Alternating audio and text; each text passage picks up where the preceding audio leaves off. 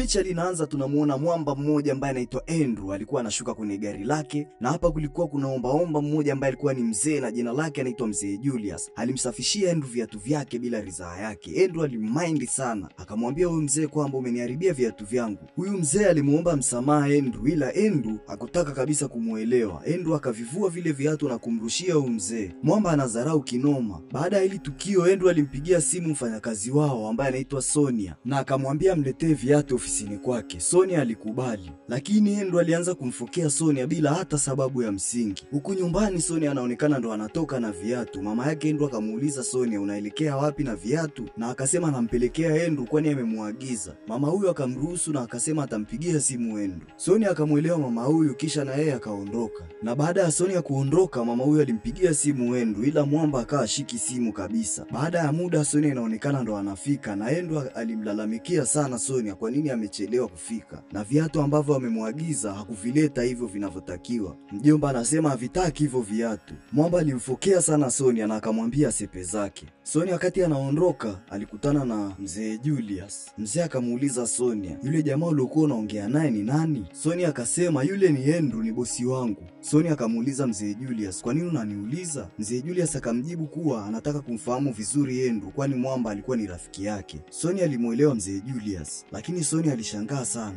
Kuanzia lini bosi wake ameanza kuwa na marafiki wa namna hii, na wakati mwamba ni msharishari muda wote? Basi alipotezea na akasepa zake. Siku nyingine jioni, mzee Julius alimgonga mwamba mmoja ambaye anaitwa Mike na alimmwagia soda. Huyu Mike ni mdogo wake na Andrew. Mzee Julius alimuomba sana Mike msamaha. Mike akamwambia mzee usiwaze, kwani yeye mwenyewe anaelekea nyumbani na anaenda kubadilisha nguo. Mzee Julius akamshangaa sana Mike kwani ni mtu mwema sana. Mzee akamuomba Mike hela akula kwani alisema ana njaa sana. Basi Mike akampatia kidogo ambacho alichonacho mzee baba, akanunua chakula. Na hapa kuna mtoto ambaye anaonekana ana njaa sana. Mzee Julius akampatia kile chakula chake. Mike alikuwa ndani ya gari lake na alishangaa sana juu ya hili jambo. Basi baadaye mama alikuwa anaongea na Mike na Mike alimwambia juu ya lile swala la yule ombaomba kumpatia chakula yule mtoto, wakati yeye mwenyewe pia alikuwa na uhitaji. Mama huyu akasema huyo mwamba alikuwa na utu sana. Mike akasema huo sio utu bali ni ujinga sana, kwani yeye mwenyewe alikuwa anakihitaji hicho chakula, na Biblia inasema tuwapende majirani zetu kama tunavyojipenda sisi. Hivyo Mike anasema yule ombaomba hajipendi hata kidogo.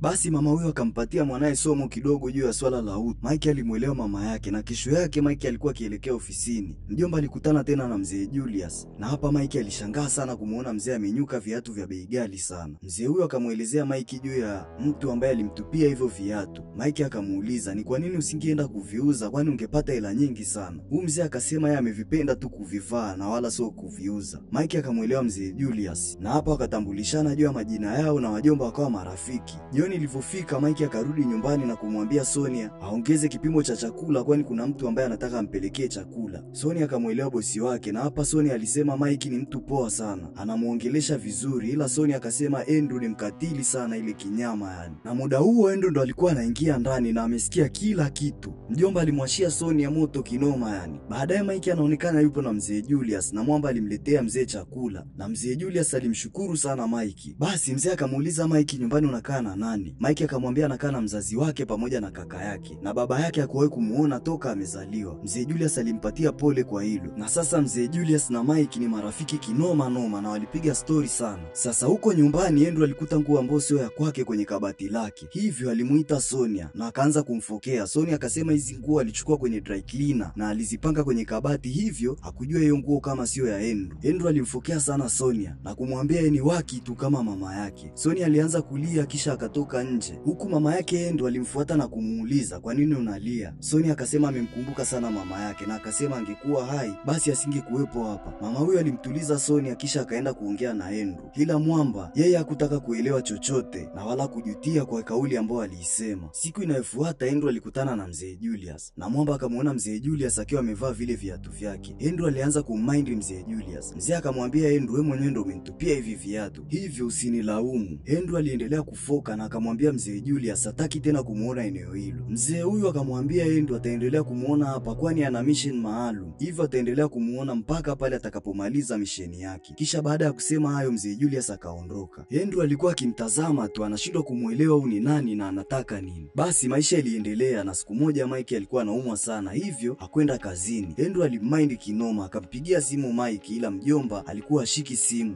Andrew aliporudi nyumbani alimfokea sana Mike na akamwambia wakiwa kazini yeye ni bosi wake. Hivyo hapa Andrew anamwambia Mike, leo hujaja kazini na hujatoa taarifa yoyote. Mjomba akamkanya mdogo wake, akamwambia ukirudia tena basi nitakufukuza kazi, na akamwambia kwa kosa ambalo amelifanya basi inatakiwa aandike barua. Mike aliendelea kujitetea kuwa Andrew ni kaka yake na ndiyo maana kutoa taarifa. Andrew hakutaka kuelewa na akamwambia yeye ni bosi wake, na baada ya muda mama yao akamfuata Andrew na alimfokea sana. Kwa nini unamfokea mdogo wako? Andrew akamwambia mama yake, Mike ana nidhamu na kazi yake. Mjomba anasema Mike hajaenda kazini na hajatoa taarifa yoyote, eti kwa vile yeye ni kaka yake. Hivyo mama anasema hana heshima na kazi yake. Mama huyo alimuelewa Andrew, kisha akaenda kuongea na Mike na kumwambia ilibidi atoe taarifa kuwa aendi kazini. Mike akamuelewa mama yake, ila mjomba alijitetea kuwa Andrew ni kaka yake na Andrew yeye aendekezi undugu katika kazi. Kesho yake asubuhi Andrew alikuwa anaongea na mwekezaji ambaye anaitwa Mr. Phillips. Andrew anamuomba Mr. Phillips awekeze kwenye kampuni yake. Mr. Phillips alikataa. Andrew alimlazimisha sana, ila mjomba bado alikaza. Andrew alidata kinoma noma, kwani siku sio nyingi kampuni yake itaenda kufa. Baadaye Andrew na Mike wanaonekana wapo kazini, na hapa Andrew alimpatia kazi Mike aende akapresent hizo document kwenye kampuni ya Mr. Phillips ili awekeze kwao. Mike alimwambia Andrew aende yeye mwenyewe akapresent, kwani anafahamu kabisa ikitokea amefeli kaka yake atammaliza. Andrew akamlazimisha Mike aende akapresent.